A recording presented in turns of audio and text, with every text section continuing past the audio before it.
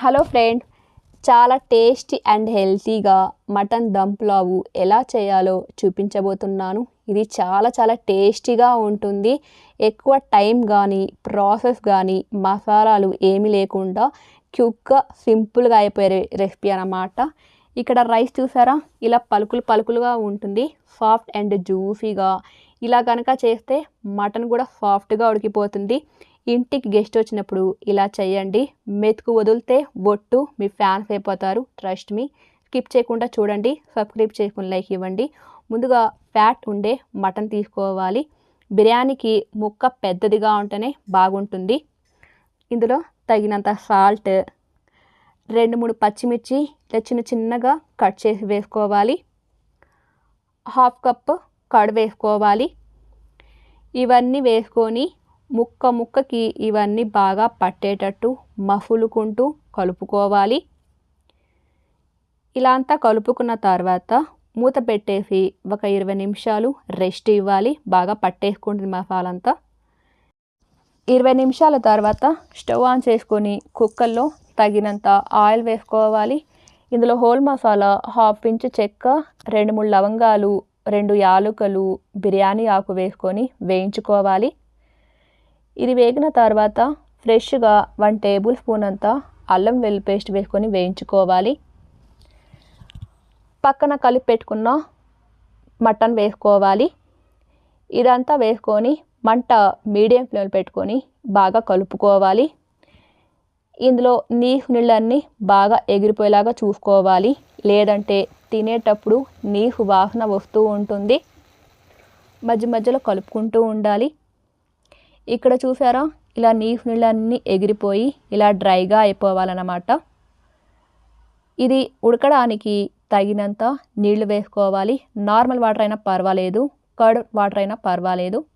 ఇవన్నీ వేసుకొని మరొకసారి బాగా కలుపుకొని మూత పెట్టేసి 5 లేదా 6 విజిల్స్ ఉడికించుకోవాలి. ఒకవేళ సరిగా ఉడకపోతే ఇంకా 2 విజిల్స్కి ఎక్కువ పెట్టుకోవాలి. వీటిని పక్కన పెట్టేసుకొని డబ్రాలో తగినంత ఆయిల్ వేసుకోవాలి. కొద్దిగా లవంగం, చెక్క, యాలకులు వేసుకోవాలి. ఇది వేగిన తర్వాత స్లైస్లా కట్ చేసుకున్న 1 కప్పు ఆనియన్ వేసుకోవాలి. వీటికి గోల్డ్ కలర్ ఏం అవసరం లేదు, ఆయిల్లో వేయించుకుంటే సరిపోతుంది. ఈ మాత్రం చాలు. ఫ్రెష్గా 1 టేబుల్ స్పూన్ అంతా అల్లం వెల్లుల్లి పేస్ట్ వేసుకోవాలి. 4-5 పచ్చిమిర్చి ఇలా మధ్యలో కట్ చేసి వేసుకోవాలి. మంట సిమ్లో పెట్టుకొని ఇదంతా బాగా కలుపుకోవాలి. మటన్లో నీళ్ళన్నీ తీసేసి పక్కన పెట్టేసుకొని మటన్ వేసుకోవాలి. ఇలా మటన్ వేసుకోవడం వల్ల మటన్లో పచ్చివాసన పోతుంది. ఈ మసాలాలు, ఈ ఫ్లేవర్స్ అన్నీ మటన్కి బాగా పట్టేసుకుంటాయి. అలాగే మటన్ కూడా బాగా రోస్ట్గా అవుతుంది. తినేటప్పుడు చాలా బాగుంటుంది. ఇలా 2 నిమిషాలు ఉడికించుకోవాలి. మధ్యలో కలుపుకుంటూ ఉండాలి. ఎసురు కోసం మటన్లో తీసిన నీళ్ళన్నీ వేసుకోవాలి. ఒకవేళ ఈ నీళ్లు సరిపోకపోతే నార్మల్ వాటర్ అయినా వేసుకోవచ్చు. ఈ వాటర్ అంతా ఇలా బాగా మసులుతున్నప్పుడు రైస్ వేసుకోవాలి. బాస్మతి రైస్ వేసుకుంటే చాలా బాగుంటుంది, లేదంటే మీ దగ్గర ఏ ఉంటే అవి వేసుకోవచ్చు. సన్నగా కట్ చేసుకున్న కొద్దిగా కొత్తిమీర, రైస్కి సరిపడేంత ఉప్పు వేసుకోవాలి. కొద్దిగా చూసి వేసుకోండి ఉప్పు. చెంచా పెట్టి గిర్రమని కలిపేయకుండా నెమ్మదిగా స్మూత్గా ఇలా కలుపుకోవాలి.